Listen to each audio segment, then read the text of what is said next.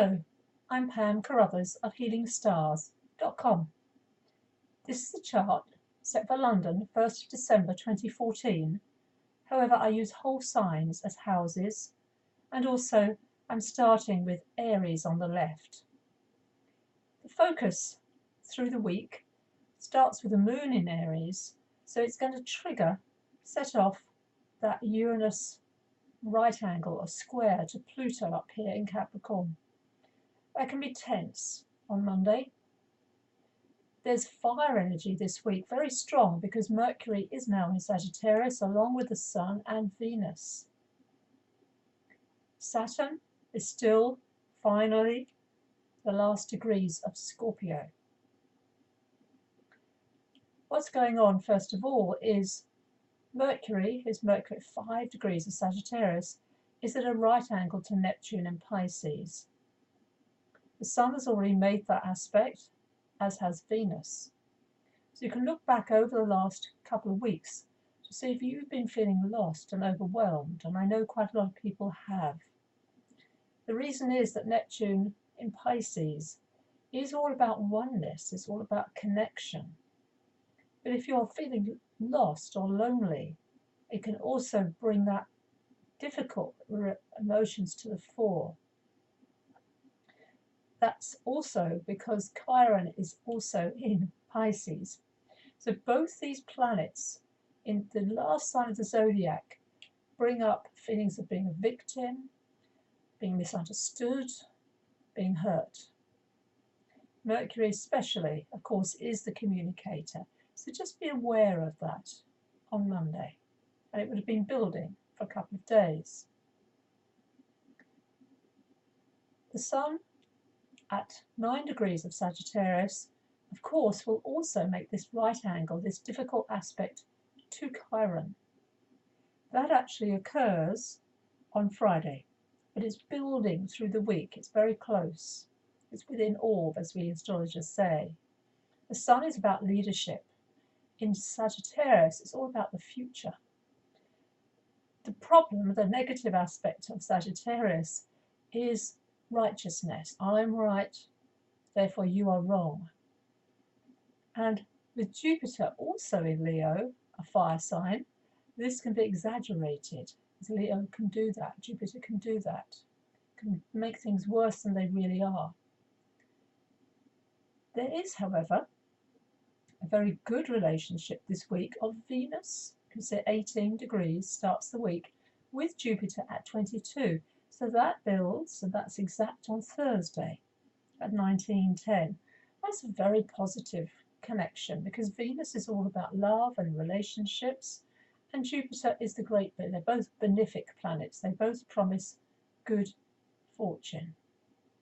And they will, even though it's slightly wide, will be creating a trine also with Uranus. So it could be a very lucky day if you are lucky already.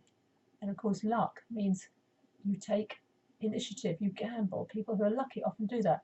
They take risks. They're prepared to lose in order to win. That's not to say gambling is a good thing. Depends how you are in your own chart. Mars. Mars is at the last degree of Capricorn, 27 degrees, very close to the end. It's actually starting the week at a very good sextile with Saturn in Scorpio. These two signs are 60 degrees apart. That means they are very compatible. That's true of any two signs which are 60 degrees apart or two signs away. So Mars in Capricorn, this is Earth. Saturn is in water. Earth and water go well together. They are also in each other's signs because Mars traditionally governs Scorpio. So this is a very good day to get down to work. That continues over the 3-4 days either side. But what's going to happen is that Mars will be moving into the next sign of Aquarius, and that's happening on Thursday, almost midnight, a couple of minutes away from midnight. I now will go forward rather, to the full moon, which is going to happen on Saturday. So here's the full moon chart. And here you can see how Mars is now at the 1st degree of Aquarius. Here's the full moon, here's the Sun, sandwiched between Venus and Mercury still, and it's opposite the moon in Gemini.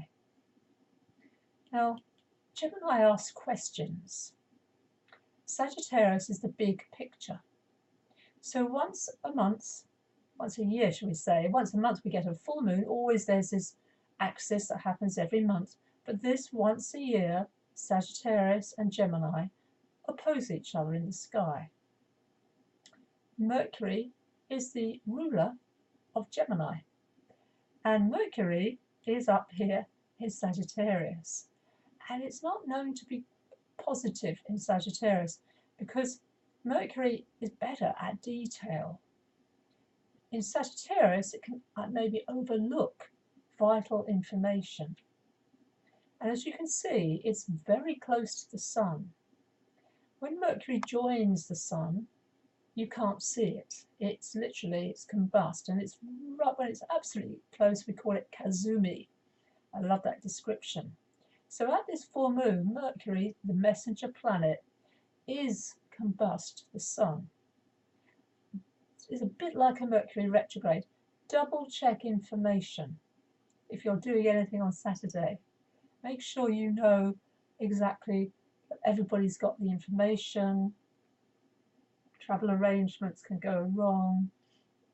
But also, it is a good day to be looking upwards, looking into the sky. The ninth sign, that's Sagittarius, this time of year, I've noticed the amount of light around. We've had sunshine in the UK, but also the lights, the Christmas lights, are appearing in the shops and often discounted this early. Light a candle, bring flame, bring fire into your environment, because it always brings hope, it always brings optimism, and that's the essence of Sagittarius. That's the message. It is, you can see, making this very strong right angle. It's called a T-square in astrology when planets create this shape, with Chiron. Now Chiron is the wounded healer, and in Pisces it's about oneness, it's about our connection to all of us, not just one-to-one, but we're part of humanity, the bigger picture. However, because Mercury is not in a sign that it favours, maybe righteousness or being right is the expression. You can either be right or you can be happy. So letting go, overlooking mistakes, is one of the healing principles that I do use. If people say things that you maybe think not true, let it go if it's not that important. Also, to be aware of how easily we can be hurt.